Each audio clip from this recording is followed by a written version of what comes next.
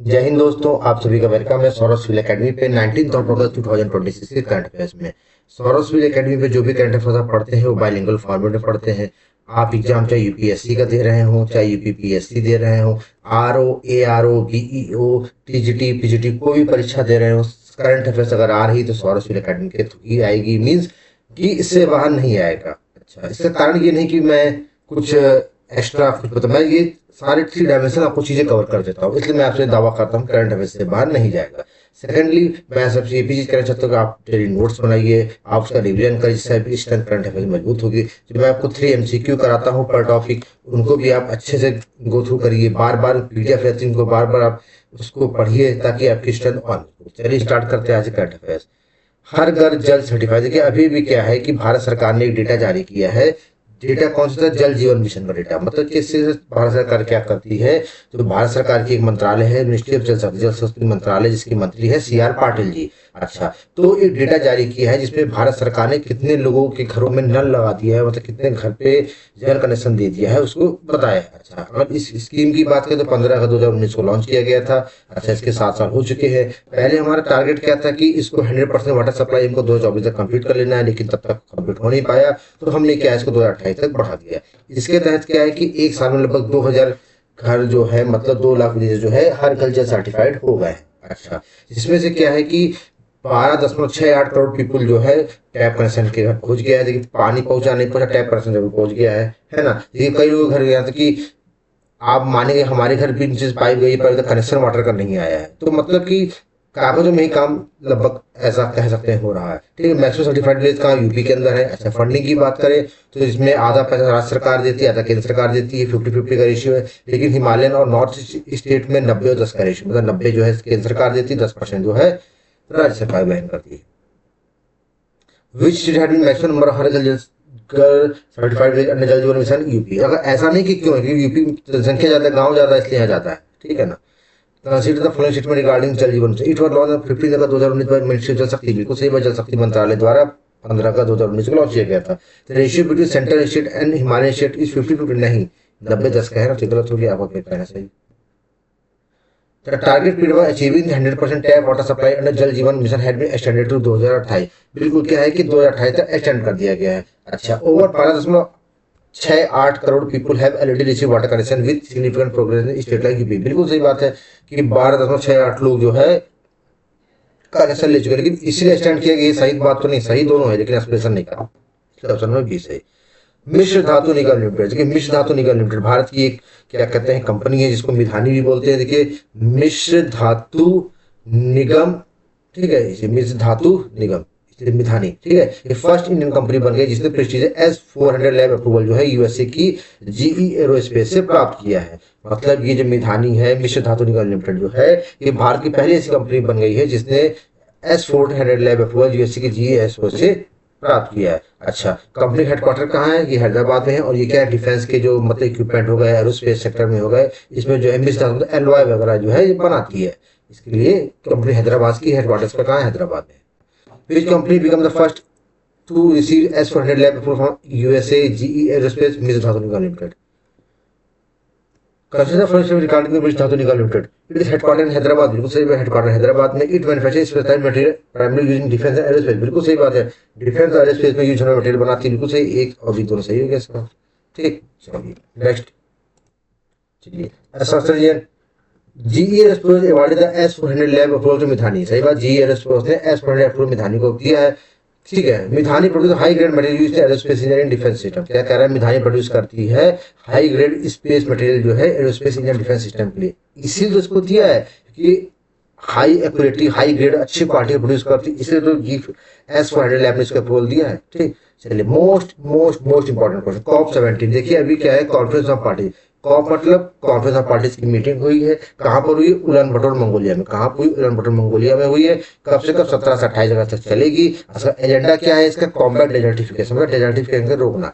आपको मैं समझा, से मान लीजिए कि सपोज मान लीजिए कि आपका डेजर्ट एरिया है, ठीक। अच्छा, अब धूल मिट्टी आदि से चल रही है, तो ये एरिया क्या है, और बढ़ेगा।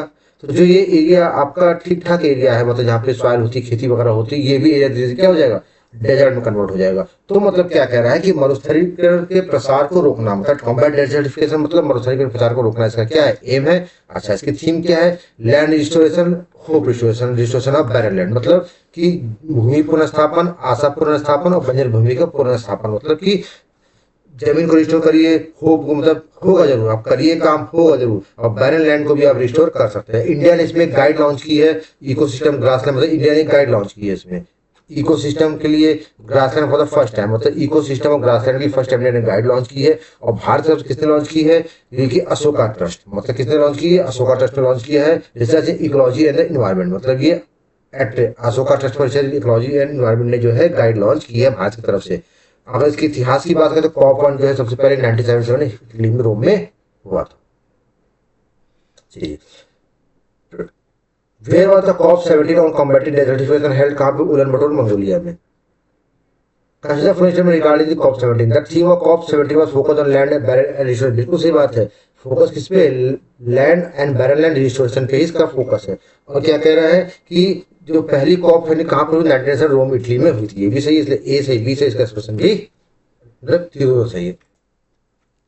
ठीक, चलिए, एसोसिएशन क्या कर रहा है, at COP 17 India launched dedicated guide for open ecosystem का, बिल्कुल सही बात है, भारत ने क्या है, डेडिकेटेड गाइड लॉन्च की ओपन इकोसिस्टम ग्रासलैंड की, बिल्कुल सही बात है। और उसको डेवलप किसने किया, अशोका ने develop this guideline enhance restoration for degraded barren land, और अशोका टेस्ट को डेवलप किया है, बिल्कुल सही है, दोनों मतलब भाई लॉन्च किया इंडिया ने, और डेवलप किसने किया, अशोका ने ग्रासलैंड और बैरलैंड को रिस्टोरेशन के लिए, बिल्कुल सही, ए से बी से भी। अपराजिता परांगला 2026, देखिए अभी भी क्या है कि एक मिशन लॉन्च किया गया है, ये क्या है, all India girls high altitude long track mission, ठीक है, मतलब अखिल भारतीय बालिका उच्च ऊंचाई लंबी ट्रैक कार्यक्रम था, ये मिशन लॉन्च किया गया, क्या लॉन्च किया है, एक मिशन लॉन्च किया गया है। ठीक, अच्छा, ये लॉन्च किसने किया है, ये लॉन्च किया है मिशन राजनाथ सिंह जो हमारे देश के रक्षा मंत्री हैं। एक तरह से ये कह सकते हैं कि ये एक महिलाओं द्वारा आयोजित एक high altitude long track mission है। अच्छा, हमने बताया कि इसको किसने किया था, राजनाथ सिंह जी ने किया है। अच्छा, 30 दिन का मिशन है, 28 गर्ल्स है, इसमें 250 किलोमीटर की एक्सपेडिशन मतलब ट्रैकिंग कर रही हैं, ये भी ध्यान रखिएगा, 250 किलोमीटर की ट्रैकिंग कर रही है। अच्छा, इसको कहाँ आयोजित किया जा रहा है, ये हाई रिस्क हिमालयन टेरेन, मतलब एक जोखिम वाले मतलब हिमालय में आयोजित किया जा रहा है। और जो परांगला दर्रा है, कौन सा दर्रा है, परांगला दर्रा है, 5,578 मीटर, मतलब कितना ऊंचा है, 5,578 मीटर ऊंचा दर्रा है ये। कौन सा दर्रा है, परांगला दर्रा। अच्छा, ये कनेक्ट किसको करता है, स्पीति वैली हिमाचल को, छांगतांग जो है दर्रा जो है हिमाचल, इसको कनेक्ट करते हैं, ध्यान रखिएगा, ये छांगतांग और स्पीति वैली को कनेक्ट करता है आपस में। और क्या कहते हैं, परांगला एलिवेशन मतलब 5,578 मीटर ऊंचा है, 30 दिन का मिशन है, 28 लड़कियों द्वारा 250 किलोमीटर की ट्रैकिंग है, मतलब पद यात्रा करनी है, ऐसा नहीं कोई साइकिलिंग वगैरह, पद यात्रा करके पैदल जो है यात्रा तय करनी है। अच्छा, question, Parang La Spiti transfer Aparajita Spiti connect Spiti valley which region, किसको कनेक्ट करे, छांगता, किसको कनेक्ट कर रही है, छांगता को। Consider for instance regarding the Aparajita Parang La 2026, it is an all India girls high altitude long trek expedition flag off New Delhi, बिल्कुल सही बात है, ये कि all India high altitude girl trekking expedition कहाँ, नई दिल्ली से हुआ, ये बात बिल्कुल सही, दिल्ली से हुआ है। एक्सपेंड बहुत 28 गर्ल ट्रैकिंग 250 किलोमीटर ट्रैकिंग, बिल्कुल सही बात है, 250 किलोमीटर 30 दिन के लिए किया गया है। कौन सा सही हो गया इसका, आपका ए बी दोनों सही हो गया।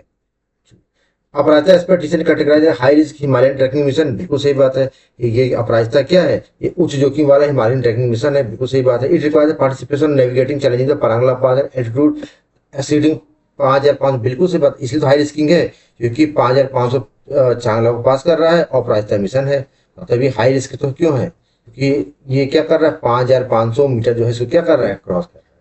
ठीक, चलिए, space x new record of, new record अभी भी क्या है कि स्पेस कंपनी, आपको पता है स्पेस कंपनी कहाँ की है, यूएसए कंपनी, कहाँ कंपनी है, यूएसए कंपनी, किसकी, एलन मस्क की कंपनी। इन्होंने एक न्यू रिकॉर्ड सेट किया है, न्यू रिकॉर्ड का सेट किया है कि इन्होंने एक रॉकेट लॉन्च किया है। देखिए यहाँ पे क्या है, कैलिफोर्निया, यहाँ पे क्या है, फ्लोरिडा, तो यहाँ पे कैलिफोर्निया से एक रॉकेट लॉन्च किया है और एक फ्लोरिडा से रॉकेट लॉन्च किया है, और दोनों के बीच का जो अंतराल है कितना है, 38 मिनट का अंतराल, 38 मिनट के अंतराल में 2 रॉकेट लॉन्च किए हैं। रॉकेट का नाम क्या है, फाल्कन 9 रॉकेट। अच्छा, फ्लोरिडा से लॉन्च किया वो 8 स्टारलिंक रॉकेट है, ऑर्बिट में जाएगा। और कैलिफोर्निया से क्या है, USSF space force payload mission, payload mission मतलब सीक्रेट मिशन है इनका, यूएसएसएफ का, यूएसए की मतलब स्पेस फोर्स है जो सीक्रेट मिशन लॉन्च किया है उसका। स्पेस सेट रिकॉर्ड पर 2 Falcon 9 rocket with time gap of, कितना गैप है, 38 मिनट का गैप है। Consider for instance regarding the SpaceX dual rocket launch, ठीक, if the rocket was launch from California, बिल्कुल सही बात है, कैलिफोर्निया फ्लोरिडा लॉन्च किया गया, बिल्कुल सही बात है। चलिए, अब क्या कह रहा है कि the California launch Starlink satellite while California Florida launch USSF space payload, बिल्कुल उल्टा देके लिख दिया है। कैलिफोर्निया ने यूएसएसएफ लॉन्च किया है और क्या कहते हैं फ्लोरिडा ने स्टारलिंक लॉन्च किया, तो ये दूसरा गलत हो गया, पहला क्या हो गया, सही हो गया। ठीक है। SpaceX demonstrated unprecedented launch of carrier by conducting back-to-back Falcon 9 38 minute apart, बिल्कुल सही बात है। SpaceX ने 38 मिनट के अंतराल में 2 Falcon 9 लॉन्च किया, अभूतपूर्व गति से प्रदान, बिल्कुल सही बात है। क्यों? क्योंकि rapid disability operation flexibility multiple enable connected space operation, क्योंकि सही बात है। तो ये मतलब जल्दी जल्दी जब करेगा, त्वरित करेगा, तो इससे लॉन्च में परिचालन क्षमता, लचीलापन और अभियानों में मदद मिलेगी, इसलिए ए से बी से एक्सप्रेशन भी कर रहा है। ठीक,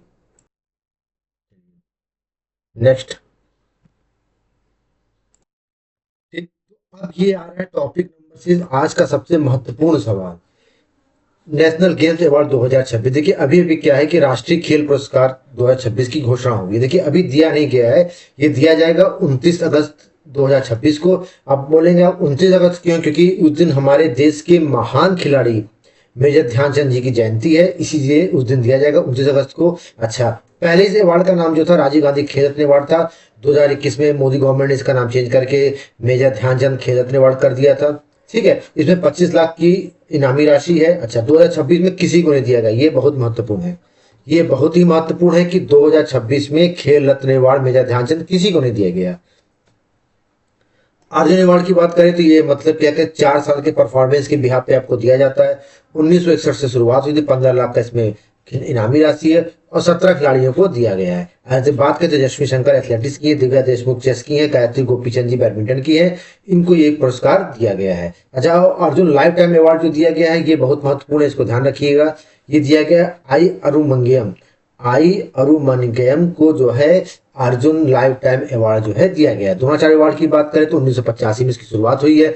रेगुलर कैटेगरी विनर्स मतलब उनको जो मतलब कि जो कोचेस होते हैं उनको दिया जाता है। परिवेश सेवरल शूटिंग में, छोटे लाल जी बॉक्सिंग में, निहान नंद कुमार सोले, ठीक है ठीक है, इनको भी दिया गया है। ठीक है, ये ध्यान रखिएगा। अच्छा, और उसकी बात करें तो क्या कहते हैं लाइफ टाइम अवार्ड किसको दिया गया है? लाइफ टाइम अवार्ड जो दिया गया है ये दिया गया है धर्मेंद्र सिंह जी को बॉक्सिंग। किसको दिया गया? धर्मेंद्र सिंह जी को किसमें दिया गया है? बॉक्सिंग में दिया गया है। ठीक है। अच्छा, दूसरी चीज बात करें तो वीरेंद्र कुमार जी को रेसलिंग में दिया गया है। वीरेंद्र कुमार जी किसको रेसलिंग में दिया गया है। अच्छा, और उसके बाद एक मौलाना अब्दुल कलाम आजाद ट्रॉफी जो है ये यूनिवर्सिटी परफॉर्मेंस में दी जाती है। 1956-57 से इसकी शुरुआत हुई थी। अच्छा, एक और कैटेगरी राष्ट्रीय खेल प्रोत्साहन पुरस्कार जो है 2009 में स्टार्ट हुआ था, ये 2026 में आर्मी पैरालंपिक नोट पुणे ने जीता हुआ है। अच्छा, जो ये सिलेक्शन कमेटी थी इसमें जो हेड थे ये पूर्व न्यायाधीश न्यायमूर्ति अरुण कुमार मिश्रा जी थे, ये ध्यान रखिएगा। अरुण कुमार मिश्रा जी की अध्यक्षता में कमेटी बैठी जिसने सिलेक्ट किया है लोगों को। Who headed the selection committee for the national game award 2026? ये इंपॉर्टेंट है क्योंकि आजकल इसका क्वेश्चन पूछता है। चलिए, first regarding national sport award 2026, in 2026 no sport person conferred with major Dhyanchand Khel, बिल्कुल सही बात है। 2026 में मेजर ध्यानचंद खेल किसी को दिया गया, बिल्कुल सही बात है। तो खेल रत्न पुरस्कार प्रोत्साहन पुरस्कार award by army Paralympic note Pune, बिल्कुल सही है कि आर्मी नोट जो है पुणे किसको दिया गया, ए से बी से दोनों सही हो गया आपका। तो major Dhyanchand Khel Ratna award cash prize of rupees 25 lakh, बिल्कुल सही बात है। ये कितना 25 लाख अवार्ड का दिया गया है, मतलब 25 लाख की इनामी राशि मेजर ध्यानचंद खेल रत्न अवार्ड में इस बार किसी को दिया गया, ध्यान रखिएगा। पिछली बार क्रिकेट जी को दिया गया था ना, आपने सुना होगा। ठीक है, it is award for consider ordinary performance period of 4 year international sport. ये बात बिल्कुल सही है कि 4 साल की आउटस्टैंडिंग परफॉर्मेंस के बिहाफ पे आपको दिया जाता है मेजर ध्यानचंद खेल रत्न अवार्ड, लेकिन इसीलिए इसकी इनामी 25,000 है, 25 लाख है इसलिए नहीं, ए भी दोनों से, लेकिन स्पेशल नहीं है। ठीक, तामिरबरनी नदी एक ही नदी है तमिलनाडु की, इसका नाम है तामिरबरनी नदी। ठीक है, ये मेजर पेरिनियल रिवर मतलब ये क्या है, बारामासी नदी तमिलनाडु की।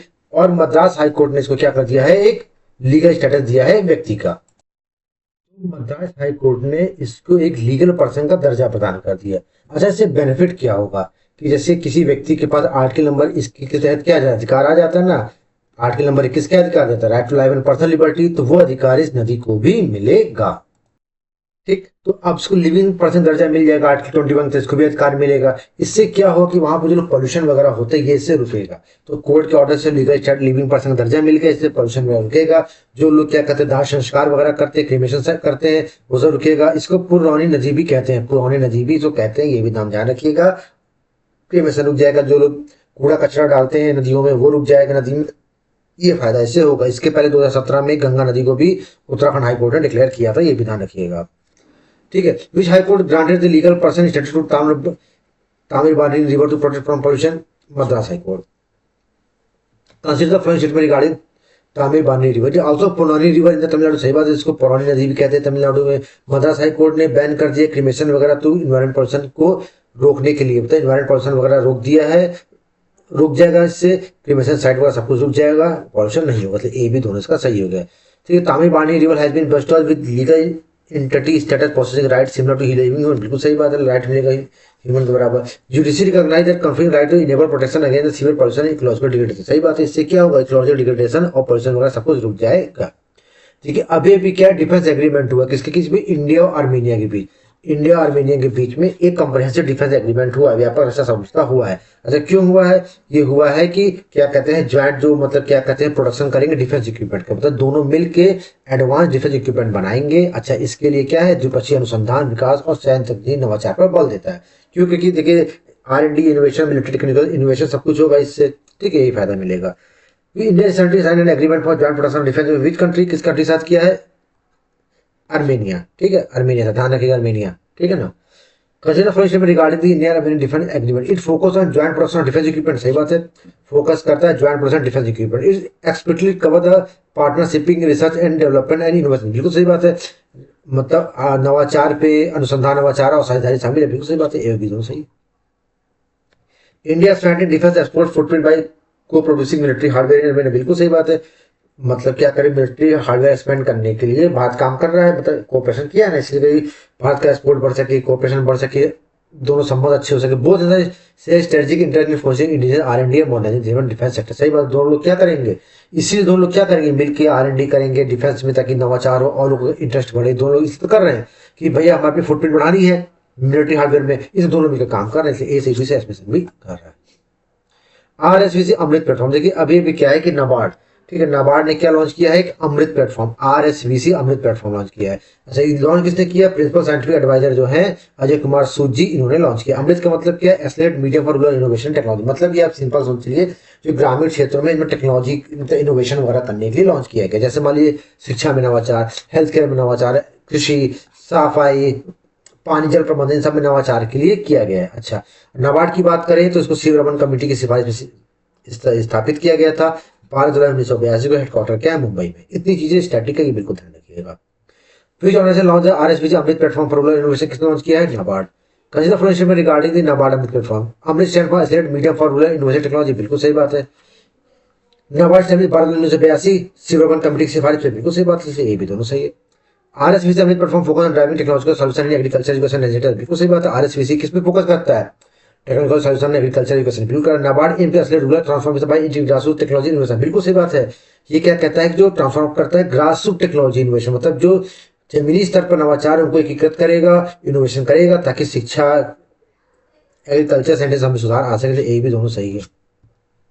और vacuum only rank to Indian army, ठीक है। देखिए हमारे देश की क्या है कि क्या कहते हैं धीरज सेठ जी, ठीक है ना। अच्छा धीरज सेठ जी, उपेंद्र द्विवेदी जी रिटायर हो चुके, ठीक है। तो हमारे देश की जो आर्मी चीफ है धीरज सेठ जी, इनको जो है ऑनरी रैंक जो नेपाली आर्मी से वो किया गया है, सम्मानित किया गया। देखिए भारत और नेपाल के भी समझौता है, दोनों लोग क्या करते हैं कि एक दूसरे के जनरल्स को क्या कहते हैं, मानद उपाधि प्रदान करते हैं। इसी परिप्रेक्ष्य में नेपाल के राष्ट्रपति जो रामचंद्र पौंडेल जी हैं, ठीक है, पौंडेल जी हैं, इन्होंने भारत के जो चीफ है आर्मी चीफ धीरज सेठ जी को इनको किया है, ठीक है ना।